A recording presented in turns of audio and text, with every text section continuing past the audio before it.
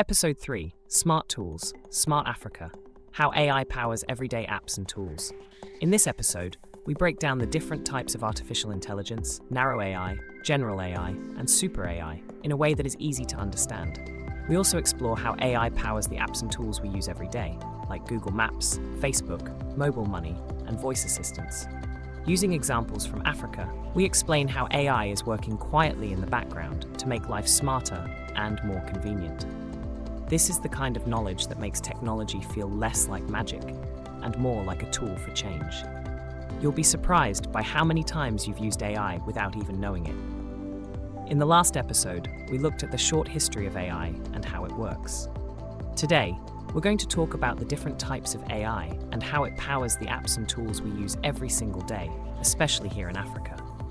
By the end of this episode, you'll say, wow, I've been using AI all along and didn't even know it. Let's dive in.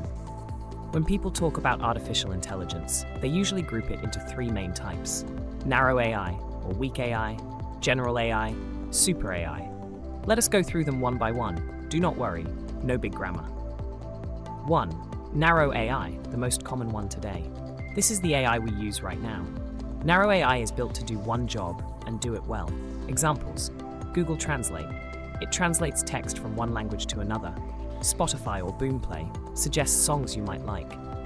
Facebook and Instagram show you posts or ads based on what you like. Google Maps tells you the best route to take based on traffic. It's smart, but it only focuses on one task at a time. Even in Africa, we see this kind of AI working. In Lagos, Google Maps helps people beat traffic jams. In Nairobi, mobile money apps like M-Pesa use AI to detect fraud. In Johannesburg, banks use AI to help detect suspicious transactions. These are great examples of narrow AI making life easier for us. 2. General AI, not yet real. Now imagine a machine that can do everything a human can do. It can reason, learn from experience, understand emotions, solve different kinds of problems. This is called general AI, but it doesn't exist yet. It's still a dream for scientists.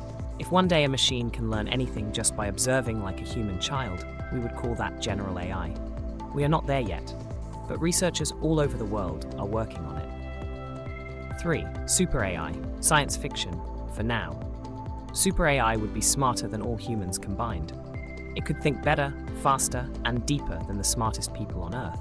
This is what you see in movies: robots that can control cities, fight wars, or take over the world. Again, this kind of AI doesn't exist and may never exist, but it's good to know the difference. So when someone says AI is going to take over the world, you can say, relax, that's super AI, and we're not there yet. Now let us consider AI in our daily lives. Now let's move from theory to practice. Let's talk about how AI is part of your everyday life. Even if you have never written a single line of computer program, you have probably used AI today. Let's look at how. AI in your smartphone. Your phone is full of AI tools. Face unlock. When you unlock your phone by just looking at it, AI is recognizing your face.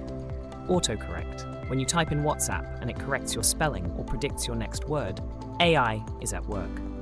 Voice assistants. If you've ever said, "Hey Google" or Siri, you're talking to AI that understands human speech. In Nigeria, apps like VoiceBank even help visually impaired users manage money by speaking to an AI assistant in Hausa or Yoruba. Google Maps and ride-hailing apps. In many African cities like Accra, Nairobi, or Lagos, Google Maps and Uber rely on AI to work. Here's what happens behind the scenes. AI checks traffic data from thousands of phones. It calculates the fastest route. It even predicts how long the ride will take based on traffic patterns. The more people use it, the smarter it gets. That's AI learning in real time. Social media feeds. Why do you always see posts that interest you on TikTok, Instagram, or Facebook? Because AI is watching what you like, share, comment on, and learning from it. If you watch 5 videos about cooking, AI will show you more cooking content. If you always like football posts, it will give you more sports. That's recommendation AI at work. But remember, it's also why we must be careful, because AI can also trap us in a bubble of the same kind of content. So you keep watching contents of a particular type only. AI in mobile money and banking. Let's go to your wallet or your mobile wallet. In Kenya, Tanzania, and Nigeria, people use apps like M-Pesa, OPay, PalmPay. These apps use AI to detect fraud, recommend services, track spending habits. Banks use AI to scan for unusual patterns in your transactions, like if someone tries to withdraw all your money from another location. That's AI protecting your money. AI in agriculture. This is one of the most exciting uses of AI in Africa. In Uganda and Ghana, farmers are using AI apps to scan crops. Example, a farmer takes a picture of a cassava leaf. The app checks the image using AI. It says, this plant has brown streak disease, and gives advice. This saves time, money, and protects the harvest. You might be wondering, okay, this is cool, but what does this mean for me? Here's why this matters. You are already using AI. That means you are part of the AI world, whether you knew it or not. Understanding AI gives you power. If you know how it works, you can. Use it wisely. Protect your privacy. Even start building with it. Africa needs your voice in AI.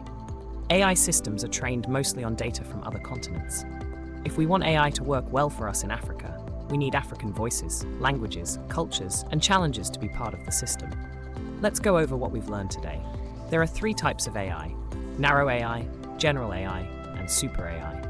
Narrow AI is what we use today in phones, banking, farming, and apps. AI powers things like Google Maps, social media, and mobile money apps. Even if you're not a tech expert, understanding AI helps you use it better. Africa is already using AI, and young people like you are the future of smart Africa. AI is not something far away. It is right here in your pocket, your home, your school, and your farm. And the good news? You do not have to be an engineer to understand it. You just need to be curious. Ask questions, try things, learn step by step. In our next episode, we'll go even deeper into how AI learns and explore the 3 ways machines learn, just like humans do. Until then, don't forget to like the video, subscribe to the channel, share with your colleagues, family, and friends. Africa is smart. You are smart. Together, we can build the future. See you in episode 4.